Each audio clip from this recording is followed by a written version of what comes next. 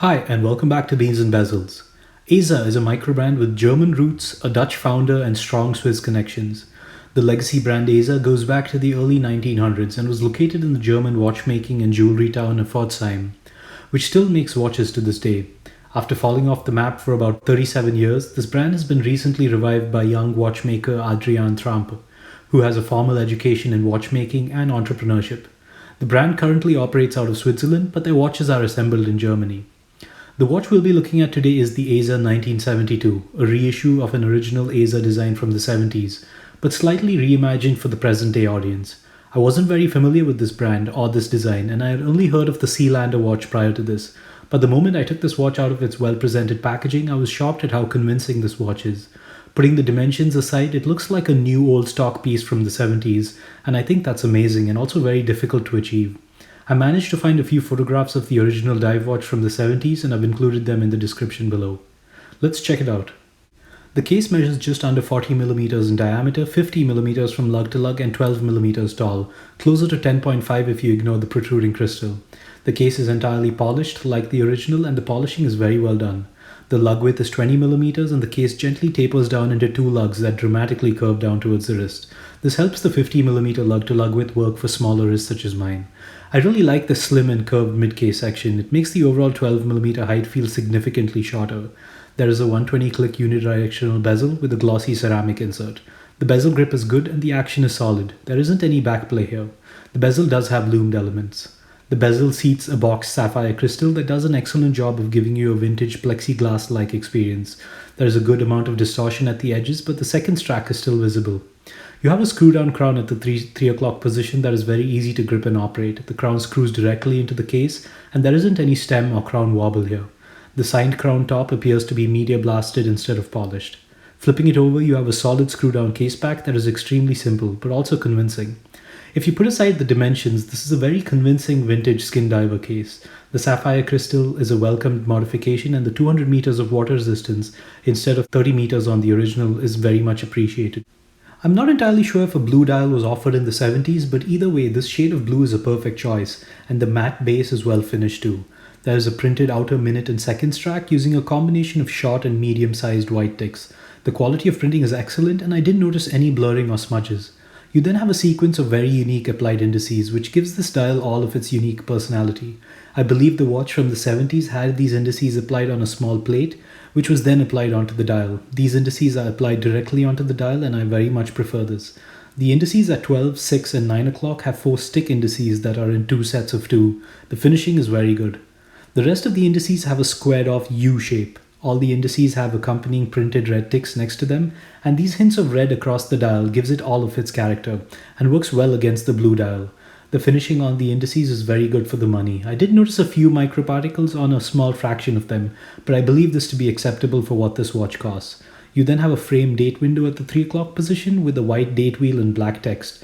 This is true to the original, so I'm willing to happily accept this. If this wasn't a reissue, I would have preferred the date window to be at 6 o'clock or have a more subtle date wheel that is color matched to the rest of the dial. Unlike the original and the limited edition reissue, the date window doesn't have an accompanying red tick. I believe this is because of the movement's date wheel placement and size relative to the dial size, but the design remains well balanced and I don't mind this. The brand's logo is under the 12 o'clock and a few tech specs above the 6 o'clock. I really like their choice of font, and I think it's definitely error appropriate. The handset follows the original design closely but is appropriately rescaled for this case, as well as modern preferences. The hands are very generously filled with lume and are polished. The finishing is great and the proportions are excellent.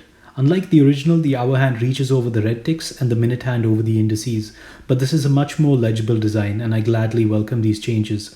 What really impressed me is how close the hour hand is to the base of the dial. It looks like it's resting on the surface of the dial and I think that's awesome. The seconds hand was originally stunted and only reached the red ticks, but here the seconds hand makes its way all the way to the seconds track. Overall, I'm sold on this dial. All the changes made to the original I see as improvements. I love how unique this dial is, the unconventional hour indices and the unexpected red markers. While the unique applied indices do lack lume, the well-lumed bezel provides enough of a visible reference in the dark. The hands are also very generously lumed. All the lumed elements are using C3 superluminova and appear to be better than standard grade, so maybe X1. Only the increments of 10 are loomed on the bezel insert, but I think this is sufficient, and the lume on the bezel is actually quite generously applied and holds its charge well. The hands are well loomed, and this includes the rectangular element on the seconds hand. I enjoy when seconds hands are loomed, so this is a win for me. Overall, good job here, and I don't think anyone will be really disappointed with either the design or the performance of the lume. This watch uses an ETA 2824-2 movement, and I think it's very appropriately selected given this watch's case design and price. This is a tried and tested movement and is very easy to service and regulate. I logged the accuracy of this watch over a 5-day period and observed roughly plus 6 seconds per day. ASA includes a testing certificate for each watch, and this watch is tested in 6 positions with an average accuracy of plus 6.3 seconds per day. So this is definitely within reason given their regulated bounds.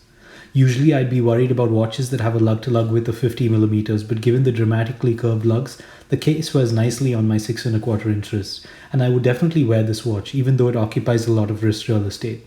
The 40mm diameter helps it wear a bit smaller than the lug-to-lug width might suggest. The case height of 12mm is well balanced and sits well on the wrist. As with most vintage dive watches from this era, the case back does protrude out of the case a bit, but it isn't uncomfortable given the short overall case height. Each watch is shipped with a leather strap as well as a Tropic style rubber strap. Both of them have signed hardware, but the buckles are brushed and not polished. I would have also liked to see them supply their diving mesh bracelet in 20mm with this watch. While it doesn't match the 1972 skin diver aesthetic perfectly, I think it would look great. $760 is on the expensive side of micro-brand dive watches, but when you consider that the Miyota 9039 equipped Baltic Aquascav costs roughly $700, this starts to feel like a reasonable price. And I say that as a happy owner of the Baltic Aquascav. Another option is the slightly more affordable Laurier Neptune, coming in at around $500 on the metal bracelet, and a Miyota 90S5. But I can't fully enjoy a watch with a plexiglass crystal, so the Laurier doesn't make the cut for me here. While the Baltic and Laurier do a good job at being vintage-inspired dive watches, the ASA feels more like a vintage watch period. This design is inspired by itself and the other skin divers of the 70s era, and there's something very authentic about this design and experience, and it's difficult to accurately convey through videos and photographs. But if you could imagine having modern-day manufacturing and watch size preferences in the 70s, this is what the original ASA would have looked like, and if that sounds like something you might enjoy, I don't think you'll regret this purchase.